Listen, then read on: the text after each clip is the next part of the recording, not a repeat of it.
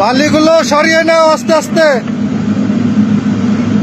দর্শক দেখতে পাচ্ছেন মাটির 40 ফুট নিচে গিয়ে বাচ্চাটিকে উদ্ধারের পরিচালনা কাজ চলতেছে।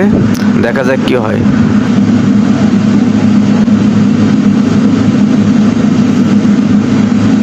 এখানে বাচ্চাটির পরিবার সহ অনেকজনের আশা আকাঙ্ক্ষা যে বাচ্চাটি জীবিত আছে কি না সন্দেহ আছে।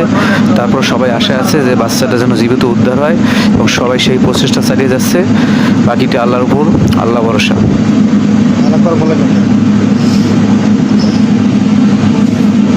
আমি আবারও বলছি কোনোভাবে সারা যাবে না। আল্লাহু আকবার, আল্লাহু আকবার। বাচ্চাকে পাওয়া গেছে। আল্লাহু আকবার।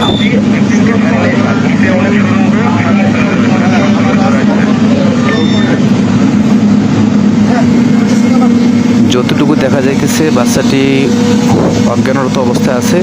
এখন তাকে দ্রুত মেডিকেলে নেওয়া হবে। সবাই তার জন্য দোয়া করবেন। হয়ে গেছে, বাচ্চা যায় না। হাত ছাড়া, হাত ছাড়া। হ্যাঁ,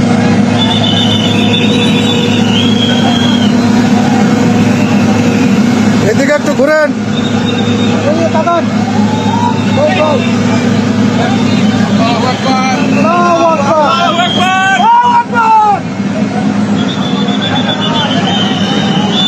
দাঁড়ান দাঁড়ান দাঁড়ান, ঘুরেন ঘুরেন।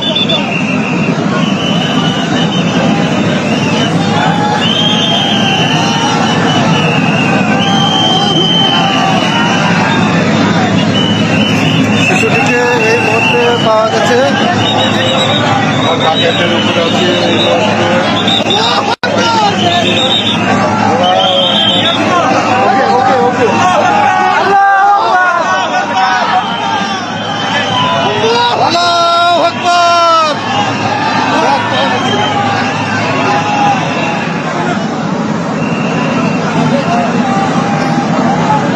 ছবি নিন।